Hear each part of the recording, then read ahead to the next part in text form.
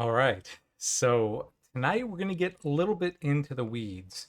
The previous lessons have kind of been, I think, concepts that are pretty easy to wrap your mind around. Now we're going to get into the formal fallacies and formal logic.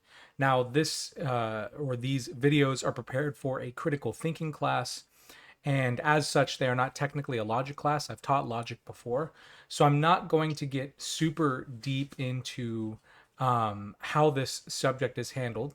Feel free to ask questions in the comments. Feel free to ask me in class or anything like that. However, I do need to go into some detail because I think highlighting some of the main words that logicians especially will try to look at whenever they hear them or whenever they see them in an argument. That's kind of what we're dealing with with this particular lesson, talking about formal fallacies, talking about formal logic. I'll make very quick mention of informal fallacies, but we'll talk about that next video especially.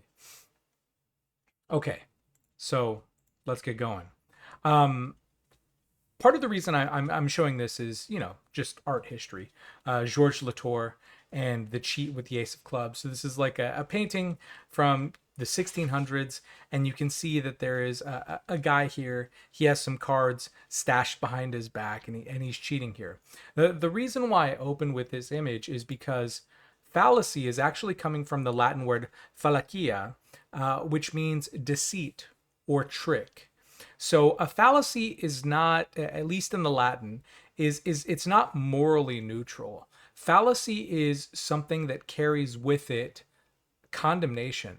It's someone trying to lie to you, someone trying to trick you into thinking something. Now, in English, technically, I think maybe the best definition of fallacy, or at least that's broad enough to do what we're going to talk about in this class, is basically it's just a mistake in reasoning.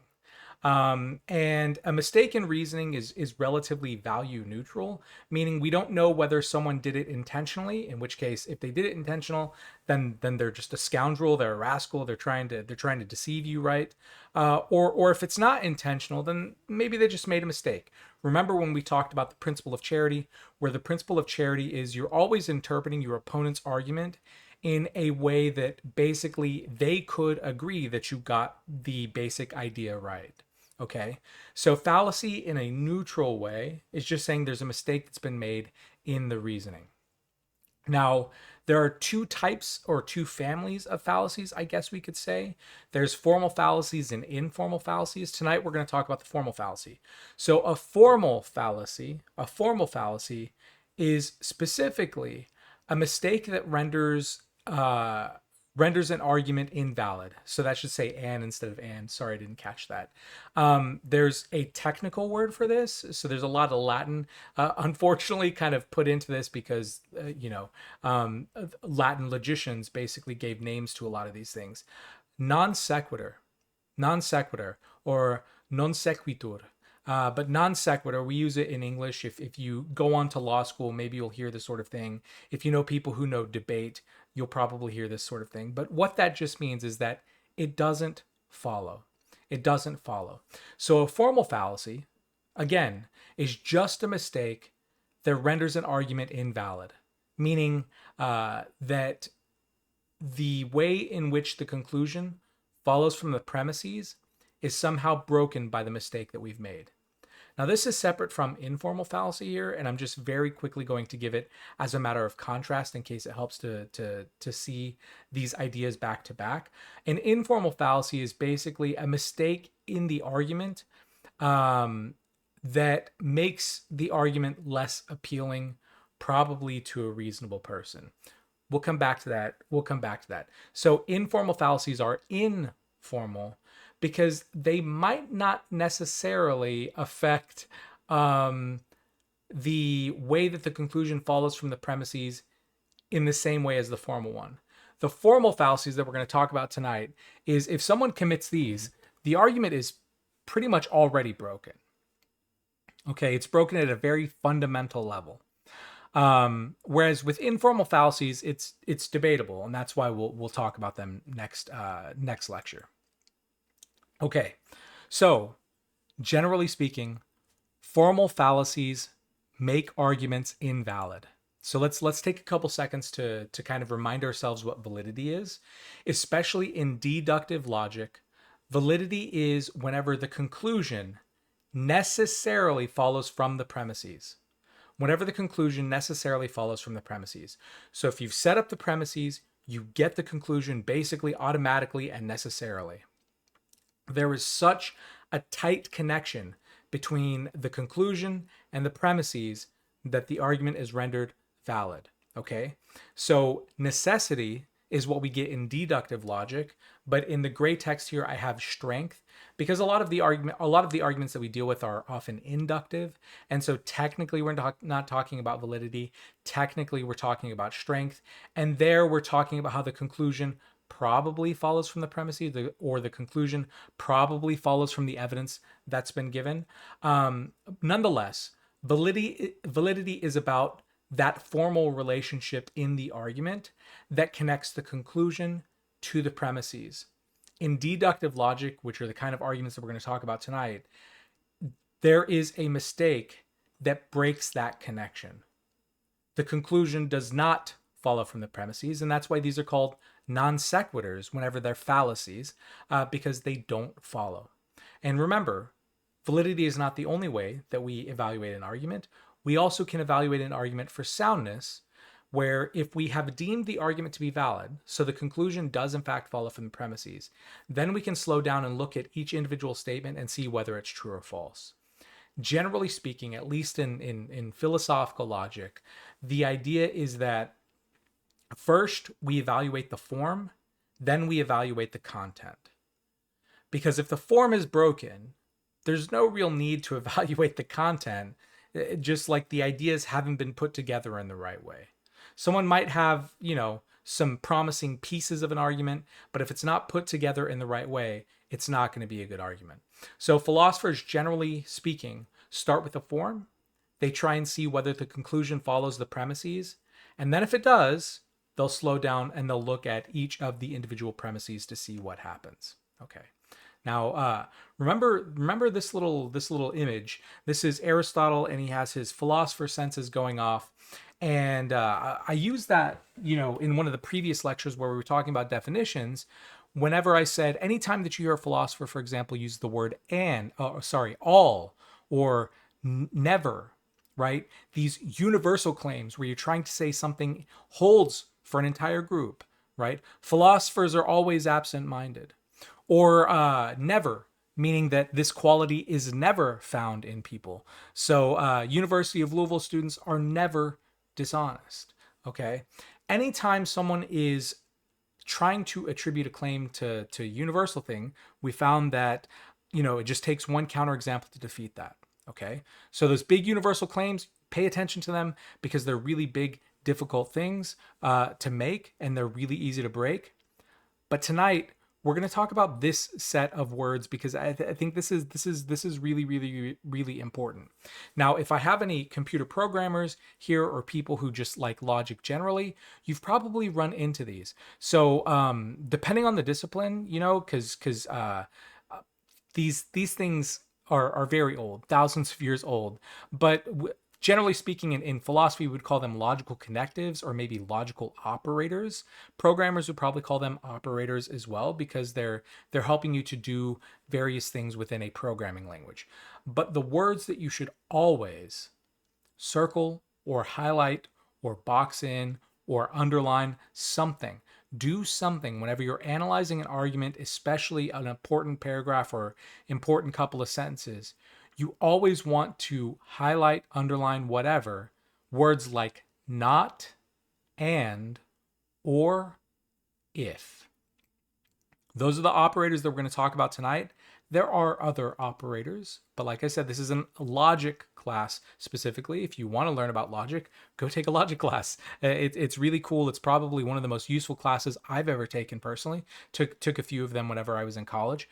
But not, and, or, if. If you see these words, highlight them, circle them, because they're going to determine what kind of arguments we could make or not make just based on the form of what's going on. Okay. So the first operator that I'm just going to talk about is what's called negation or not. I think it's probably the easiest in a lot of ways, because all a negation does is it inverts the truth value. Okay, it inverts the truth value, and the example that I have here, and I'm going to give you kind of like a formal example, is not X. Here, whenever I'm giving a letter, that could stand for a single sentence, that could stand for a complex of sentences or a complex of properties. It doesn't really matter. But whatever not is in front of, it basically just says the opposite of whatever it's in front of. So if it's not X, what not means is the opposite of X. Okay? You're just inverting the truth value. And you can see it in arguments that use words like no, not, it's not the case that, something like that, that indicates that that the truth value is going to be different here. And here's an example sentence. Consider the contrast between the following two sentences. This class is fun versus this class is not fun, right?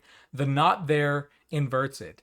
I'm not going to belabor this. I think this probably makes sense to a lot of you. We'll just kind of leave it there. I'm not going to teach, again, the ways that you can use this for proofs or whatever else. You can do all sorts of interesting things with respect to double negation and contradictions and stuff like that. Not really important for this class, just because of the level that we're engaging with these materials. But just think of not as changing the truth value or inverting it. Okay. The next word is and, sometimes just called a conjunction. Okay. And the special thing about the word and is that whenever you have two things joined together with the operator and, it means that both sides need to be true in order for this statement to be true. So if we want A and B, that particular formula, to be true, we need to make sure that both A is true and that B is true. Okay, so here's an example. The burrito is delicious and nutritious. The burrito is delicious and nutritious. If we want that sentence to be true, what we need is for that food to be both delicious, so it tastes good, and nutritious, it's good for you. Okay? So the burrito is delicious and nutritious.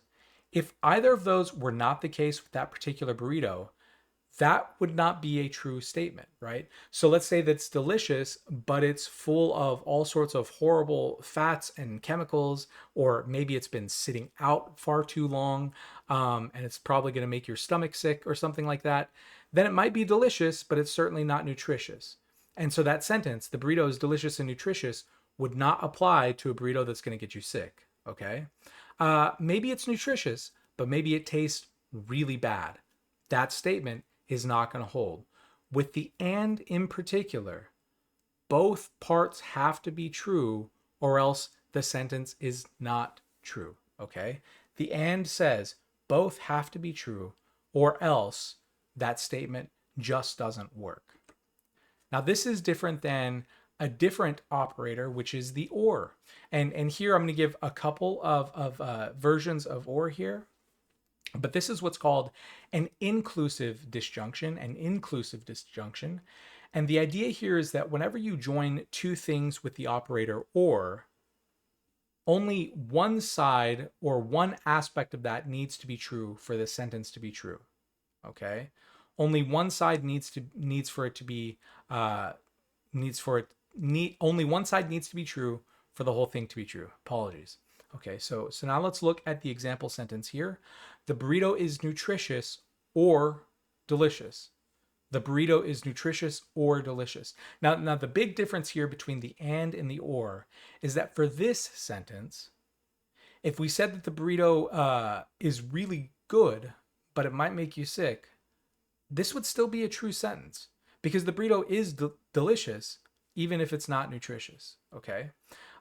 Only one side needs to be true. Both could be true, okay? Both could be true, but only one side needs to be true with respect to this, okay? Both could be true, but one specifically needs to be true. Now, this is different than what gets called an exclusive disjunction, or you'll very often see this in either or formulations in languages. And there, the idea is one and only one side is true.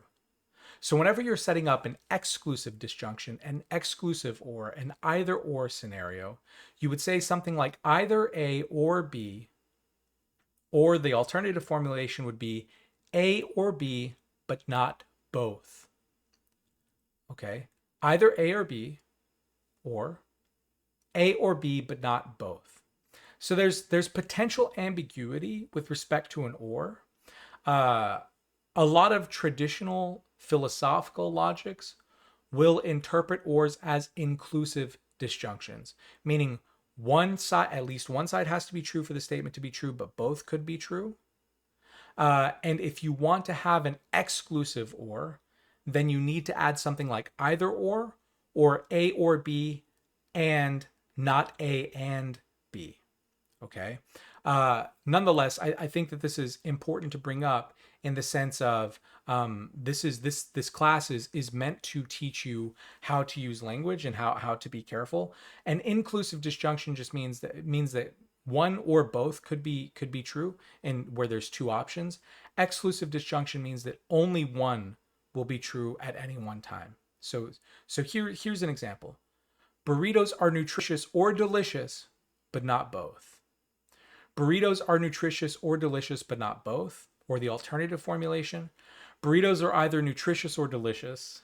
Burritos are either nutritious or delicious. So here, this has like a very different valence than the previous sentence, because what this is implying is if it's nutritious, it's not going to be delicious. Right? And if it's delicious, it's not going to be nutritious. Whenever you're setting up an exclusive or, you are explicitly saying that only one value could be true at any one time. You're setting up a dilemma where you have to choose between two options, okay?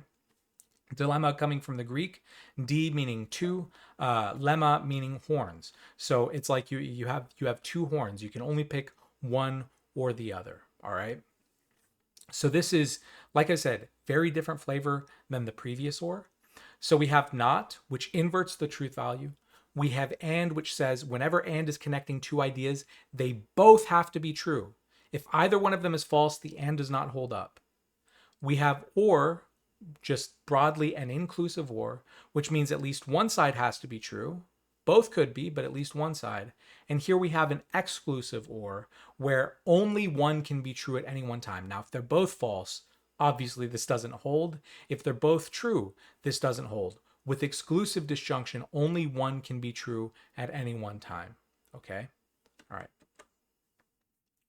Now, one of the insults that people can sometimes use with respect to logic or with respect to people who are very attentive to detail and tedious in the words that they use is sometimes we call it logic chopping, or maybe hair splitting, where the idea is maybe detrimentally, we're paying attention to precision in a way where it might not matter to what we're trying to do. Nonetheless, it is really important to pay attention to your connectives, especially if you have any interest in something like law or policy or whatever else. And here's a real world example. So I also teach a lot of medical ethics. And this isn't, I don't think, the exact legal language. This is a little bit simplified in a certain way.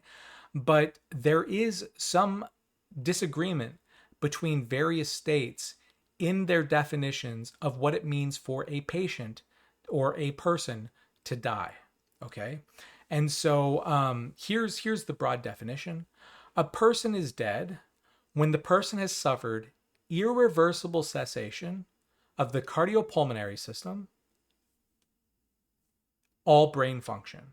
So I put a blank there because I didn't want to say and or there necessarily.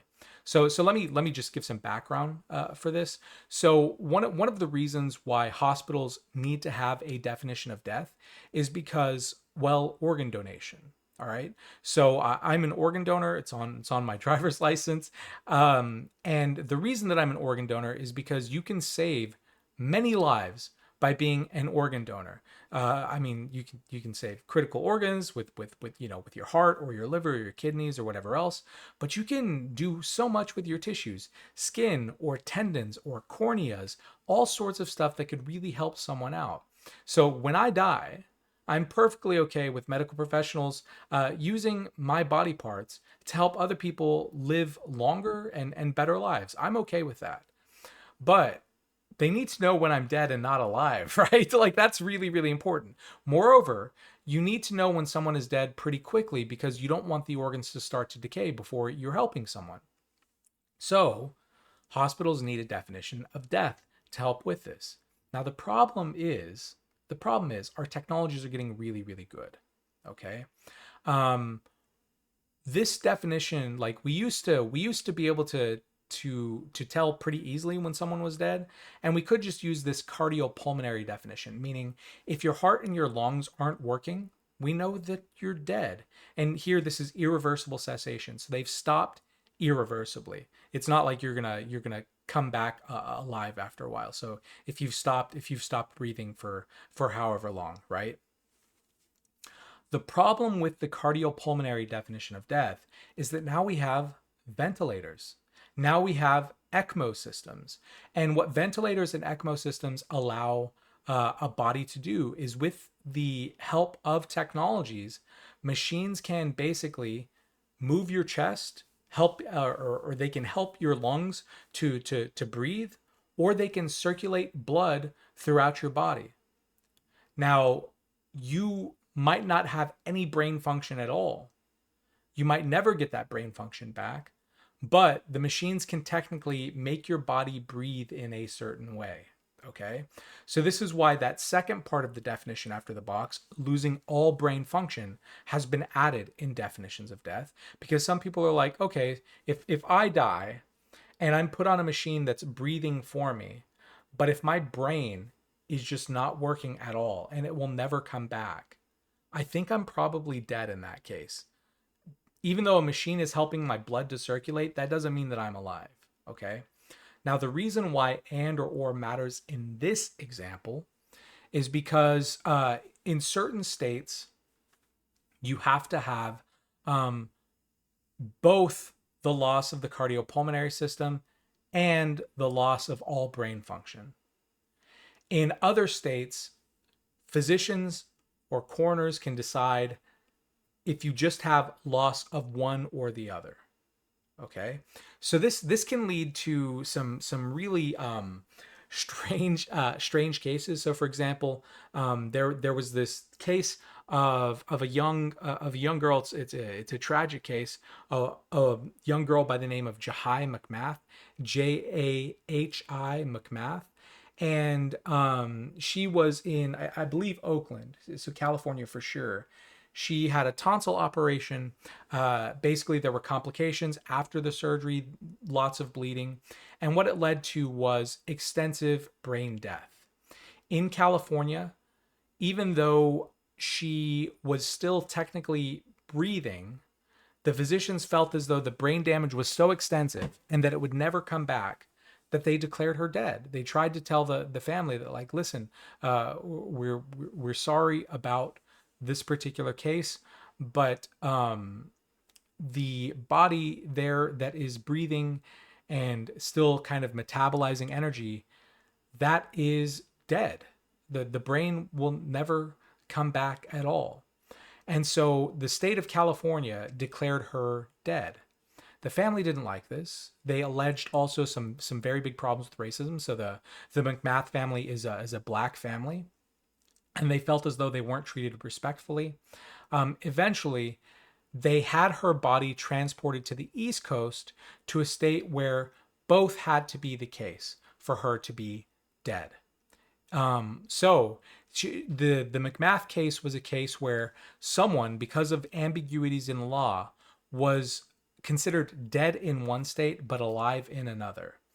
It's a big deal. That sort of thing probably shouldn't be happening. I'm not going to say which state had the better definition of death, but this is why the connective and or matters here. Because if the connective is and, it's not good enough that just the cardiopulmonary system stops, but the brain system has to stop. Or in the case of McMath, it's not good enough that the brain stops functioning. The heart and lungs also have to start functioning or stop functioning, right? For the and, both sides have to be true for it to be true. Or in this case, it has to be true that she lost all brain function, and it has to be true that her heart and lungs don't work. Her heart and lungs still worked. So she was considered alive in a state where that would have been an and. But in a state where this would have been an or, so either all loss of brain function or all loss of the cardiopulmonary system, she could be declared dead in a state where there's an or in this particular formulation of the law. Does that make sense? So with the and, both sides have to be true.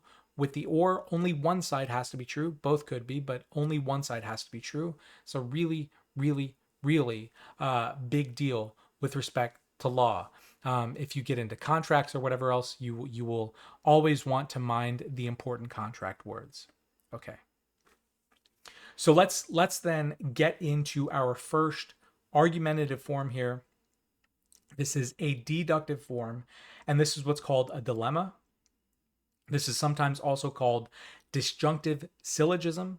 I think colloquially, although I don't know if I've ever seen this in a logic textbook, we usually just call this process of elimination, okay? But dilemma, disjunctive syllogism, those are the ones that you're going to run into in logic class. Process of elimination, I think, is just the way that colloquially we talk about it. Okay, so on the left-hand side of this slide, what we have here is the formal formulation of this, okay? First premise is A or B. So you're setting up a disjunction. That's why this is called a disjunctive syllogism. So you have A or B. You have two options joined with an or, okay? Remember, one side has to be true in an or, just by definition, or that sentence is false. So you know that at least one side is true, but you don't know which one. Or does not commit to saying which side is actually true. Or just says, I have these two things, at least one of them is true, I'm not sure which one, okay? But premise 2 goes on to say, actually, A is not true. And so the conclusion then is B has to be true. So that kind of makes sense. With an or statement, one side has to be true in order for that to be true. You're saying that one side is not true, so you're eliminating option A. So if A is not true, and one of those statements has to be true for this to be a true statement, then it has to be B that's true. So the way that dilemmas or disjunctive syllogisms work is you set up a list of options, and if you learn that certain parts of those options are not true, then what you're left with at the end has to be true. That's why I characterize this as process of elimination. So with an or, again, you don't know which side is true in this case, okay? But you know that at least one side has to be true. So if you start to eliminate options and you're only left with one option, you know that that one option has to be true. That's the form of this argument. A or B, it's not A, so it has to be B. Okay? Hopefully that makes sense. So we have an example sentence here. I didn't put all of the premises here, but in this life, it's either eat or get eaten. So here I've even specified further. I've made this an exclusive disjunction, but I just did that because that's how you usually hear this phrase. In this life, it's either eat or get eaten. Okay, so maybe we would characterize that, and very often whenever we're trying to break down an argument, we want to simplify it and try and come up with symbols to do this. There are mathematical symbols for this. This isn't a logic class, so I'm going to skip those. But it seems like we're setting up two options here. Eat or get eaten. That's what it seems like we're setting up here. But then if I said in premise 2, well, I'm not eating. I'm not eating. So then I can conclude, so I'm actually getting eaten. Okay? So premise number 1, which is just a characterization of this sentence here, it's either eat or get eaten. premise number 2, well, I'm not eating. So from premise number 1 and premise number 2, when I combine those, I can conclude that I'm getting eaten. So we set up these two options. I find out that it's not that first option, so I know that it has to be the second option. This is deductive logic. This is a case of a valid argument. This is a case of that conclusion, premise number 3, conclusion, necessarily following from premises 1 and 2. That's what makes this argument valid.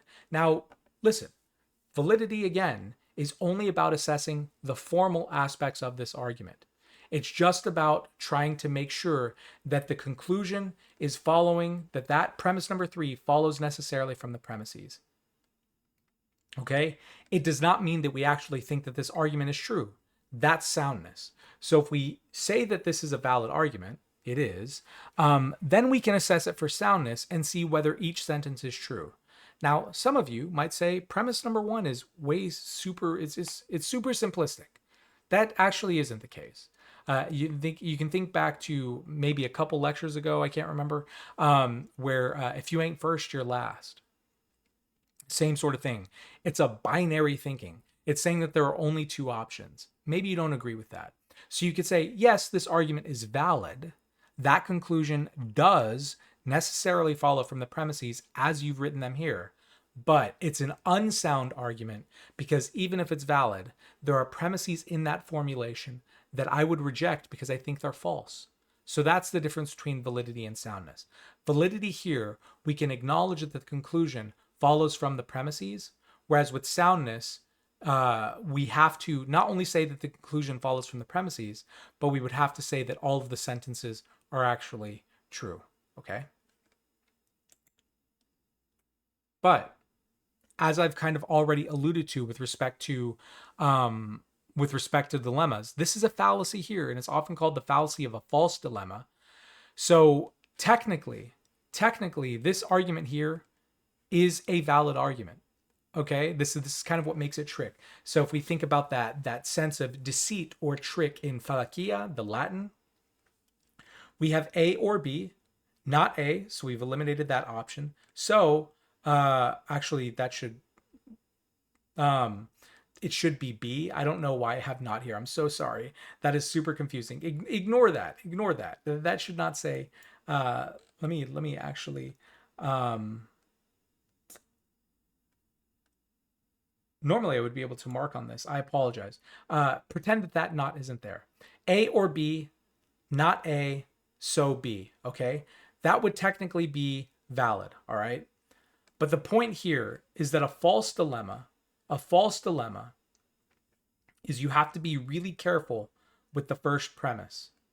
Be really careful with the first premise because you have to make sure to put all of the viable options in that, and you have to eliminate all of the ones except for one in order for this sort of dilemma, in order for this disjunctive syllogism to actually work. What makes for a false dilemma is that someone unintentionally, maybe because they don't know that there are other options, or intentionally they're leaving out other options, they make their argument look a lot better, and they reach their conclusion because they've basically set up a dilemma between something that they know that they can prove wrong or say is false and between their preferred view. So if I can get my view to look really good compared to some crappy or stupid view, that will make my argument by contrast look pretty good. I can set up a dilemma that basically will make people choose me because the other option is just so bad. Now, what would make this a false dilemma is if there were actually 3 options or 4 options or 5 options that just I didn't put into the argument. For an argument to work in this way is really to make sure that you have all of the options that are relevant in this particular case. Okay, so false dilemma is kind of a tough one to detect sometimes because because a lot of times you aren't necessarily considering whether there are multiple options, but that's kind of like what we're dealing with here. And this is one of those ones where there can be formal versions of this, there can be informal versions of this. It can be kind of slippery, but the idea is with disjunctive syllogism, A or B, you eliminate, let's say B, it's not B, so it has to be A because one of the sides has to be true. But always be wary that you have to set up all of the options, because what you don't want to do is to stack the deck against someone, to set it up to make it look like your argument is the best compared to only other bad options. All right. Okay. So we had not, it inverts the truth value. We had or, whenever there's two options, at least one is true. We had and, where both sides have to be true in order for that to be true. Okay. The last operator that we're going to talk about tonight is called the conditional, material conditional, but basically it's if, or if then statements. Now I've saved this after the others because if then gets a little bit tricky. These are conditional statements or hypothetical statements. They do not actually assert the truth of either part of the if then statement. They're just saying if it's the case that A, then it's the case that B. Emphasis on if. That's why they're called hypotheticals. Probably not the case. Who knows if it's the case? It's just if this is the case, then it's connected to another idea. Okay? So if A, then B. Now I've also given here a couple of terms that are super important here. Anytime that you have the if statement next to something, that clause is going to be the antecedent.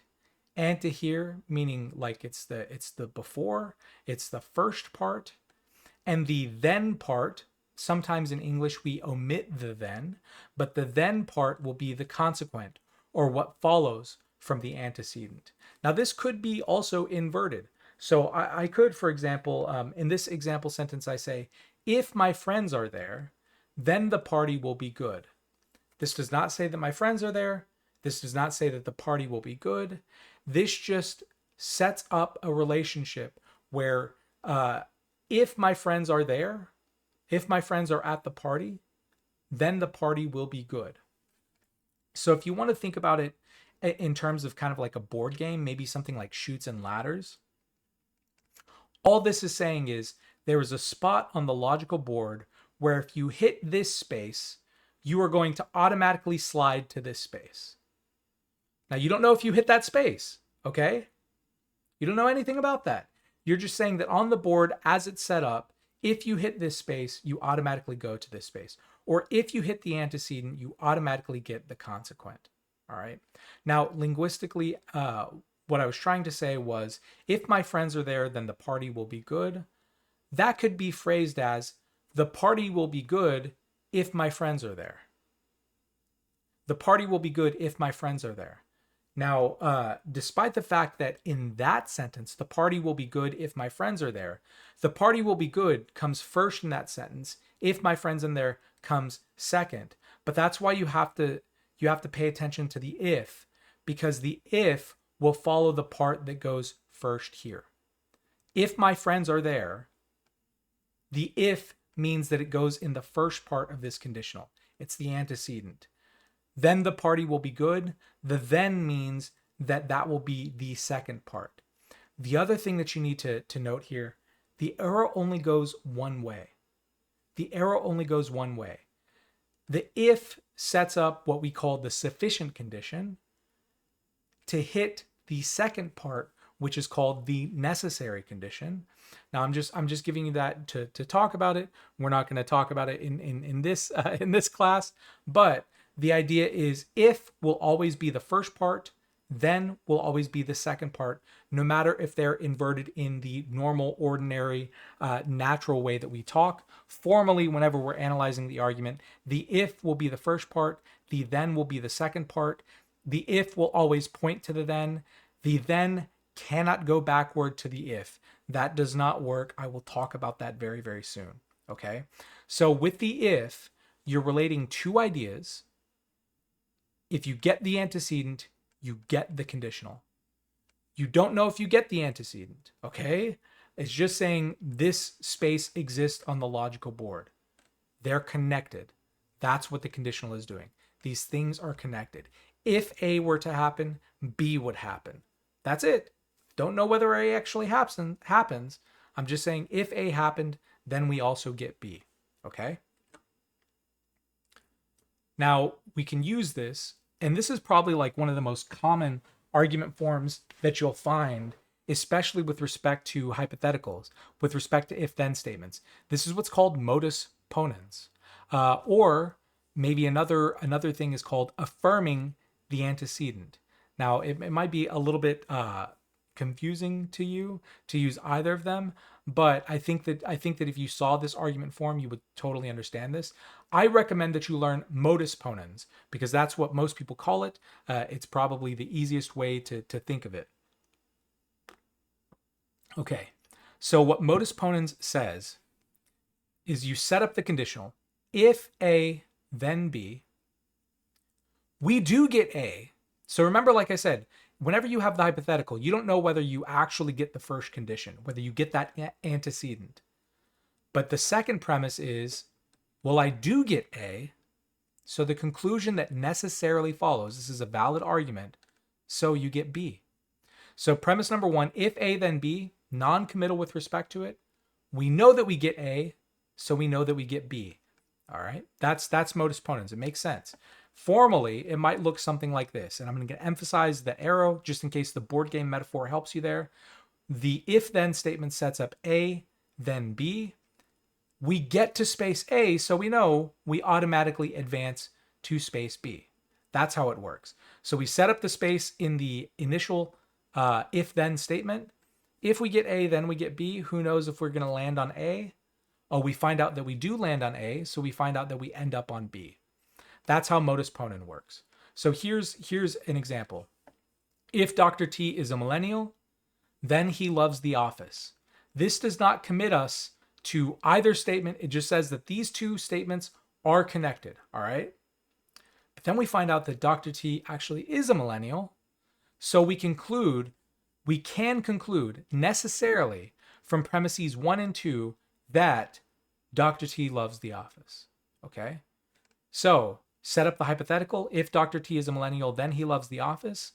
Premise number 2, we find out he is a millennial. We get that first part, so we know we automatically advance to that second part. This is a valid argument. The conclusion number 3 necessarily follows from premises 1 and 2, so this is called modus ponens. Now this might be a little confusing because now we're going to add some negations into the hypotheticals. And what we're doing with this is we're going to set up the same conditional, okay? If A, then B. If Dr. T is a millennial, then he loves The Office. But here we're going to do something kind of interesting. If we know that we didn't get to space B, then technically we know that we never hit space A. If we know that we didn't get to space B, we know that we never hit space A, because what the conditional does, again, is it sets up that space on the logical game board. If I hit A, then I get to B. Those two things are that tightly connected. Now, again, we don't know if we get to either space, but what modus tollens says is if I know that I didn't end up at the second part, at the consequent, then I know for sure that I didn't hit the antecedent. If I don't get the results, then I know that I didn't do what it took to get those results. That's what modus tollens is saying. So if Dr. T is a millennial, then he loves The Office. All right, that makes sense. Well, Dr. T does not like The Office. So according to Dr. T not liking The Office and this first hypothetical, then this would mean Dr. T is not a millennial. So what modus tollens does is it sets up that same if A, then B. We didn't get B, so we know that we didn't get A. Okay? Now I'm going to give quite a number of examples, so hopefully it becomes clear. And I'm gonna show you why some invalid forms don't work. But let's keep moving forward. Okay. So ponens, so many typos today. I'm so sorry, guys. Ponens, there should be a second N there versus tollens. If A then B, if A then B. So working with the same conditional, okay? That's really important to emphasize here. Working with the same conditional. Again, the conditional is just that there's this antecedent, the if clause, connected to the then clause, right? They're chained together. The arrow only goes one way. The if statement only points to the then statement. The then statement does not point back to the if statement. So it only goes one way. If A, then B, if A, then B, okay? On the ponens side, we get A. So we know that A obtains, so we get B. I think that one's probably like pretty easy. We probably get that one pretty good. If there's confusion, it's probably with the tollens side. So if A then B, not B, so not A. There I would really think about it is kind of like the board game. I think that's an easy metaphor. If you know that you didn't end up where some other space would have gotten you to, then you know you never got to that space either. Right? So that's what's going on with the tollens side. Okay. Now, technically, what's happening in a different way, and I'm just going to say, if this is confusing, forget this. But for those of you who are getting this very easily, this is also why we say that A is a sufficient condition for B. B is the necessary condition for this statement. Because what tollens is saying is B is the necessary condition, and if you don't have what's necessary, then you just can't have that. Okay, so that's what this is illustrating. I'm just putting that out there for people who might like the logic stuff. You can look up sufficient versus necessary conditions. Not important for the class that we're teaching right now, but that's what's going on here. So if A then B, the ponens side is easy. A, so we get B. The tollens side just means we didn't get the second part, so we know that we didn't get the first part because the first part would have automatically ended up to that, right? We didn't get the second part, so we know that we didn't get to the first part because if we had gotten to that first part, we would have ended up at that second part, but we didn't. So that's the way of thinking of this. Okay. So let's give another example because I'm just trying to make this clear in case we don't got it. If I drink beer, then I want pizza. That's the conditional in both sides, all right? Ponens side, I find out, hey, I am drinking beer. The conclusion is, I want pizza. That's a valid argument. Premise number 3, or the conclusion, follows from premises 1 and 2, okay? 3 necessarily follows from 1 and 2. That's why we know that it's a valid argument. Validity just means that the conclusion necessarily follows from the premises as a form of the argument. Who knows whether the statements are true? We would evaluate soundness whenever we get validity and then evaluate the individual propositions, okay? The tollens side, if I drink beer, then I want pizza.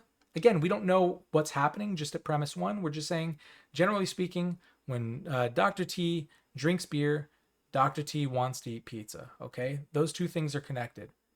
Then we find out that Dr. T doesn't want pizza, so we know that what would have led to him wanting pizza didn't happen either. So we know that Dr. T isn't drinking beer. So that's how the tollens works. If I drink beer, then I want pizza. This first part leads to the second part. That's just what it means. I know I didn't get to the second part, so I know that I didn't get to the first part because the first part would have automatically led to the second part, and I didn't get the second part. So the tollens can basically say if you don't get the second part of the condition, you definitely didn't get the first part. Okay. Now, I want to pause, and I want to give you an argumentative insight that I think is pretty important here. And it's something from one of my former logic professors named James Garson. In fact, I think he just retired this past year. a great logic professor. In fact, he was a professor of one of my professors. Really considerate dude who wrote logic textbooks and stuff like that. This is a well-known book. I'm just or a well-known saying. I'm just citing my sources here. Sometimes you'll hear the phrase, one person's ponens is another person's tollens. One person's ponens is another person's tollens. And so what this means is basically, we could start with the same conditional, but depending on what happens after that, we could end up in radically different places. Okay? And where this especially happens is whenever we're dealing with ethics or politics or theories where there's implications for something. All right. So I have it phrased in this way because I think this makes it the easiest to sort of wrap your mind around. So both of these arguments start with the same premise. If theory is right, then we got to do X. If the theory is right, then we got to do X. So for example, if Aristotle is right, then we should be courageous. If Aristotle is right, then we should be courageous. Now, the hypothetical doesn't say that either of those are true or that we have them right. It just says that there's a connection there. But the ponens, you find out in premise 2 that Aristotle actually is right. So we can conclude from 1 and 2 that we have to be courageous. So if the theory is right, then we got to do X. Well, the theory is right, so we got to do X. Okay? Straight up modus ponens. Come over here to the tollens side. If Aristotle is right, then we have to be courageous. Well, it turns out that we don't have to be courageous. If we get that as the second premise, then we know that Aristotle isn't right in this case. So what this often or what this is designed to illustrate is sometimes there are implications of a theory. Whenever a theory says that you have to do something, some people are going to be so confident in that theory that they trust that theory to give them the results, and they're going to follow those results. So they're very comfortable taking the ponens side of this particular characterization that I've set up. All right. Other people, though, are going to basically take it as evidence that if the theory is recommending something really strange or really outlandish, that counts as evidence against whatever theory got you to that point. So that's the tollens. What this means, to give you a different idiom or a different phrase, sometimes, especially in programming or engineering, you'll hear people say, that isn't a bug, that's a feature, right? So you write a program or you engineer this thing and it breaks in some way. Sometimes programmers or engineers will say something, oh, that's not a bug. That's not a flaw. That's actually a feature. With one person's ponens is another person's tollens, what it's basically saying is we can both start out in a very, very similar position, but depending on what information comes afterward, that could inform the theory to basically arrive at radically different conclusions. Sometimes we're okay with where a theory leads us. Sometimes that place that it leads you to is so weird that you think that it counts against any theory that would purposely lead you to that particular thing. And we'll come back to this whenever we talk about revising arguments, which is right now. Sorry, I'm having to drink some tea. My voice is a little scratchy tonight. Whenever you're having an argument with your opponent, okay, sometimes your opponent just gets the best of you. And that's not a bad thing, especially in a good faith conversation where you're open to changing your mind and they're open to changing their mind, and you're exchanging information and you're trying to get better. It's not always the worst thing to be proven wrong. Now, it might hurt. It always hurts my feelings. It always stings. I want to be right, but sometimes my opponents, they have good points. Okay.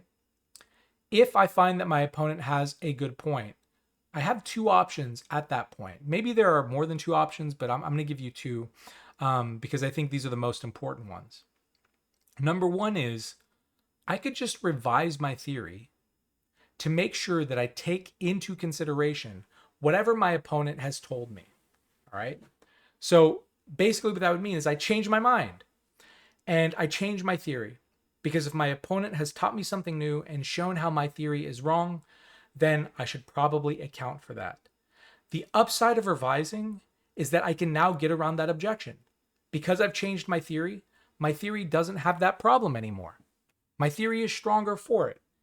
The downside is I'm putting this as you can risk ad hoc theories or snowballing.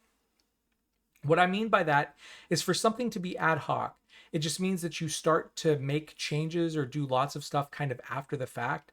It looks willy-nilly. It looks strange. It looks Frankenstein together, bolted, not all that well thought to put together. It's stitched together. Or one problem or one revision might snowball and lead to needing to revise a ton of other things. So sometimes, if you can imagine like a sweater that's been knitted, when you tug on one thread, the whole thing comes unraveled. Sometimes that can happen too.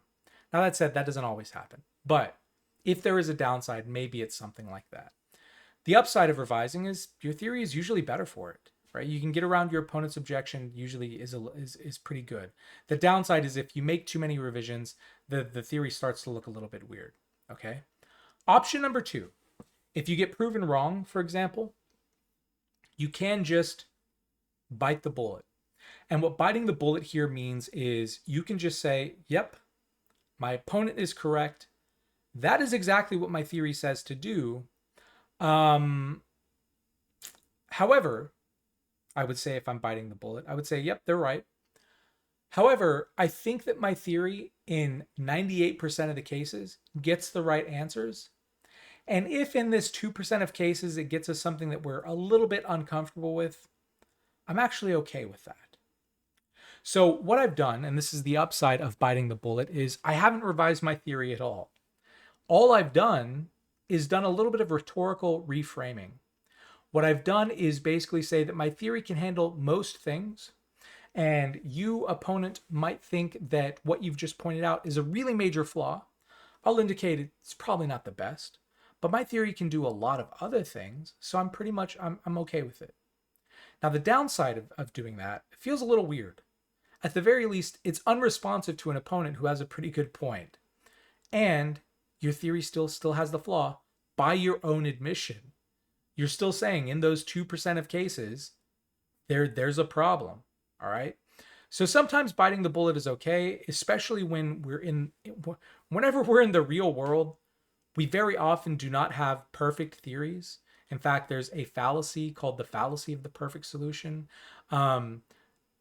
It's almost never the case in politics and ethics, especially, that there is a theory that can get all of the right answers or that has all of the upsides and none of the downsides. So sometimes you're comfortable biting the bullet because you realize your opponents are in similar positions and you prefer the flaws that you have in your theory and all of its strengths to flaws and strengths of other theories. That's perfectly okay. I don't think that's a bad thing to do. Nonetheless, if this gets out of hand, it just looks like you being stubborn. It just looks like you not being responsive. And we have to remember about that good faith, bad faith thing. One of the markers of a bad faith argument or a bad faith conversation is that you aren't open to changing your mind, especially in the face of countervailing evidence. That's a really bad sign. So biting the bullet, if done too often, is something that can indicate something like bad faith. So if your opponent has a point, you can revise. The upside is, cool, your theory improves. The downside is it takes a ton of energy and hopefully doesn't lead to a bunch of other problems. Okay. Biting the bullet, the upside there is you don't have to revise. You just do a little bit of reframing. Okay. The downside is, well, you're not being really all that responsive. Either way, though, you do need to come up with an answer whenever your opponent has something like that. So I just wanted to add that in here. All right.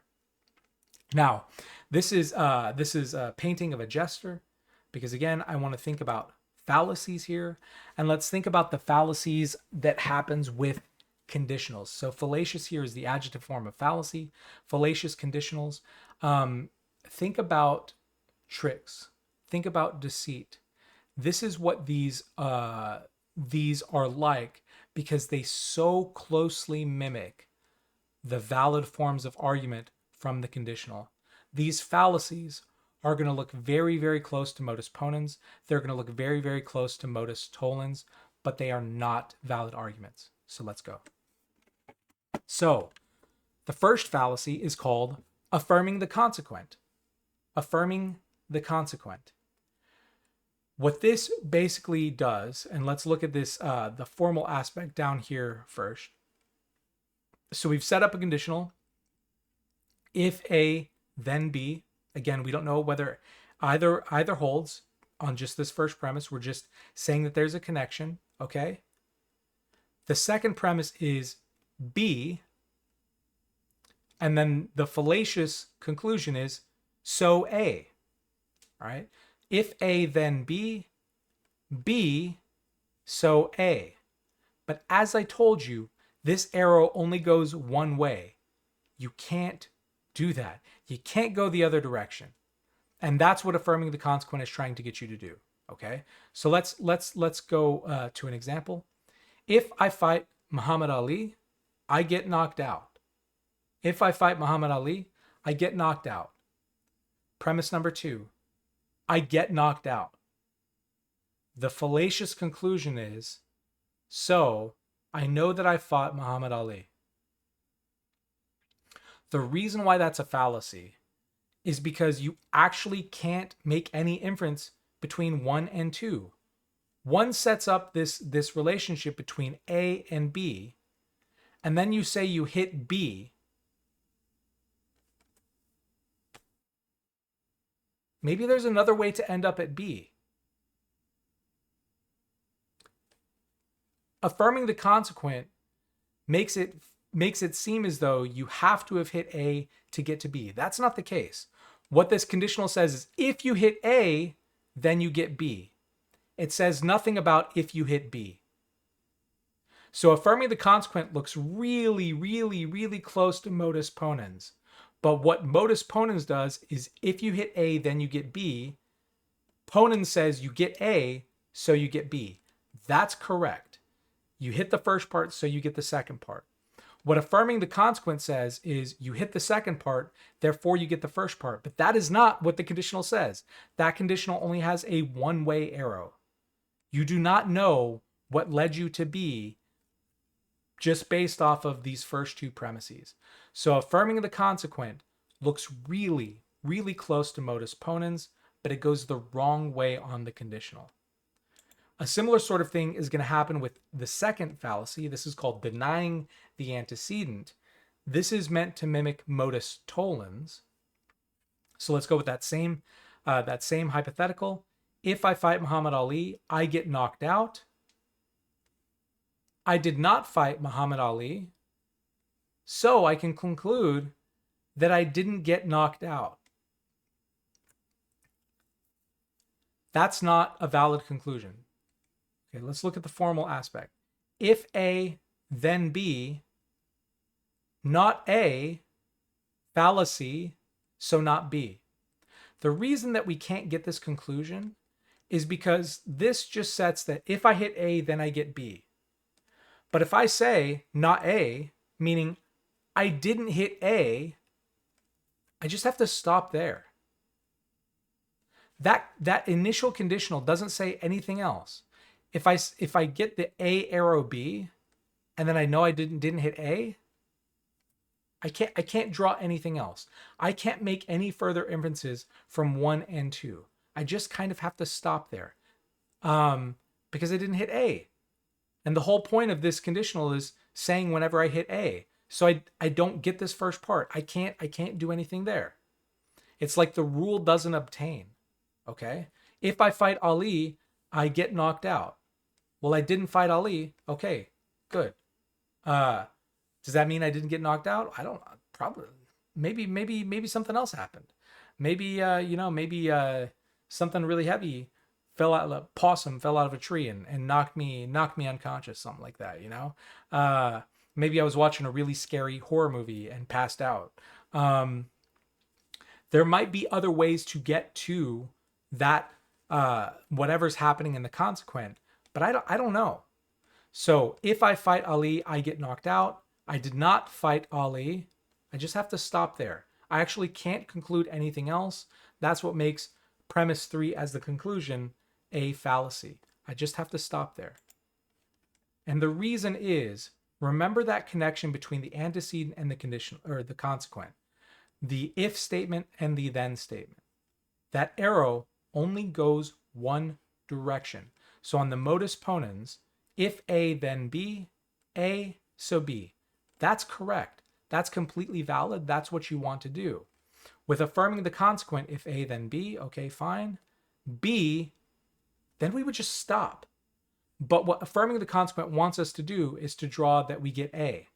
But that's like saying B, therefore A. But that's flying in the wrong direction of the conditional. You can't do that. The reason this is a fallacy and the reason that this could be used deceptively is because it looks very similar to the proper modus ponens. Okay, so you have to have a shark who's doing this sort of thing to you, but it can happen. It can happen. There are some bad faith arguers out there. Modus ponens, if A then B, if the first part then the second part, you get the first part, so you automatically get the second part. Affirming the consequent, if A then B, you get the second part, you should stop there. Because if you make any further conclusions from 1 and 2 on this side, you're going to end up with a fallacy, probably affirming the consequent. With modus tollens versus denying the antecedent, again, we have the same sort of thing. If A, then B. We didn't get to B, so we know that we didn't get to A because A would have automatically led us to B, and we didn't get there. Okay, so modus tollens is correct. If A, then B. If you get this antecedent, the if statement, then you get the consequent, the then statement. So if you hit this, you automatically slide to this. If you hit this, you automatically slide to this. Well, we find out that we didn't even end up here. So we know that we didn't automatically go here, which would have ended up here. That's what tollens is saying. If we hit this, we automatically end up here. Well, we know we didn't end up here, so we know for sure that we didn't end up here. Okay, that's what modus tollens is trying to get us to do. But affirming the consequent, or this should be denying the antecedent. Jeez Louise, you will not believe me, but I proofread these slides like 3 times, and I don't. Maybe the version didn't save. This should be denying the antecedent. So this is incorrect. This is correct, but this is incorrect. But if A then B, not A, we should stop there. We should stop there. Because what denying the antecedent is going to say is, so not B, and that's not right. That's not right.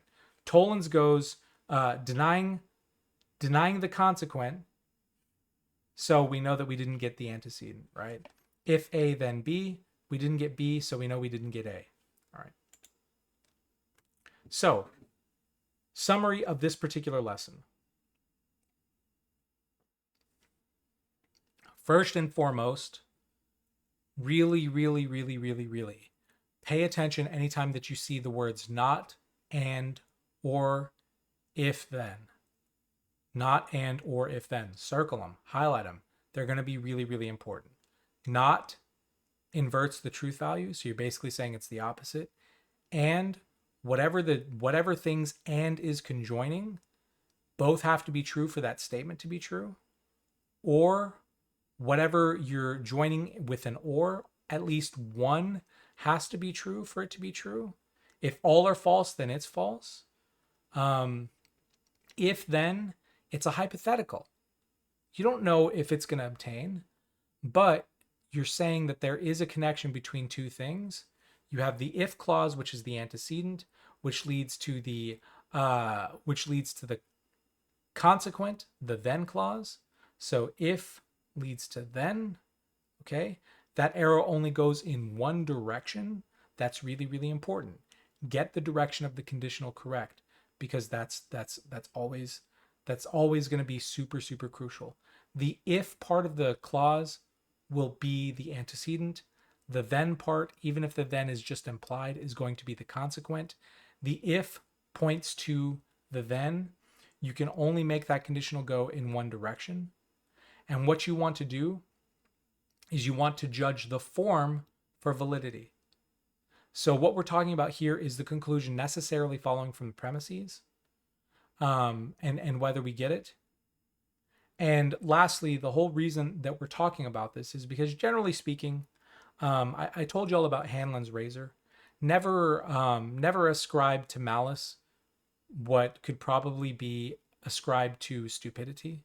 Never assume malice whenever stupidity is the likely cause here. Nonetheless, there are people out there, and they are scoundrels, and they will try to mimic logic to get you to believe certain things. Use the razor of logic against people like that.